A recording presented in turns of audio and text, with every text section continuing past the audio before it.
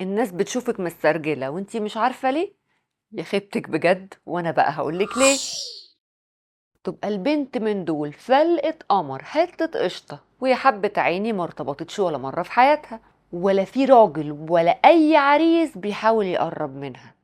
يا ترى ايه السبب؟ تعالي بقى عشان نتكلم مع بعض ونشوف الخيبة دي سببها ايه. الرجالة بتحب الست الناعمة المدلعة اللي عارفة من أين تؤكل الكتف، والدلع والنعومة والسهوكة في أوقات كتير جدا بيغطوا على الحلاوة في عيون الرجالة، وبتبقى في نظرهم هي دي الست البيرفكت الذكية، رغم إنها أصلا زيرو حلاوة، بس نغشة ودلوعة. عارفة النغشة يا بت ولا ما تعرفيهاش؟ وعلى النقيض تماما البنت من دول ممكن تبقى صاروخ ما فيهاش غلطة، والرجالة بتتعامل معاها على إنها واحد صاحبهم وهي الهبلة فرحانة، وبعدين ترجع تزعل وتعيط عشان محدش بيرتبط بيها. يبقى العيب من عندك انت كده يا خايبة. طاقة الأنوثة عندك أقل بكتير من طاقة الجدعانة والشبحانة اللي انت فرحانة لي بيها. طول الوقت رافعالي شعار أنا ست قوية ومفترية وجامدة واشيل المسؤولية وافوت في الحديد. يا خيبتك يا خيبتك يا خبت. ست الشاطرة من دول تعرف امتى تبقى نخشة وامتى تدي الوش الخشب. من الاخر كده الراجل بيحب الست اللي سموزي جيلي ورقيقة ومنعشة،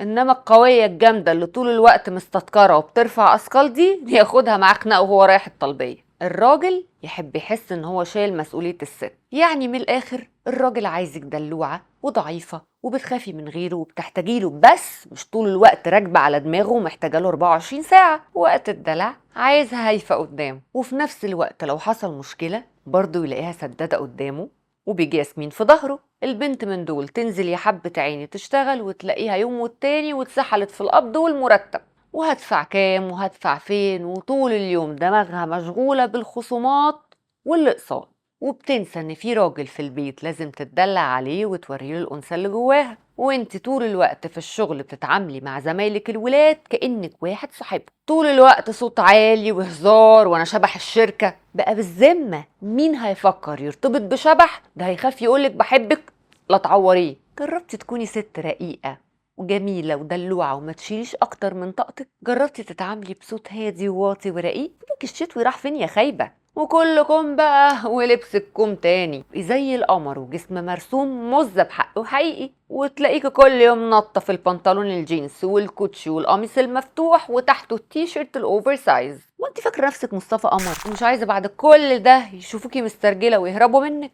يا حبيبتي حلاوتك نصها شخصيتك ودلعك ورقتك. بطلي تسترجلي عشان ما ترجعيش تعيطي. يا خيبتك يا خيبتك يا خيبت. انا بسنت النبراوي، تابعوني في خيبتك يا خيبتك.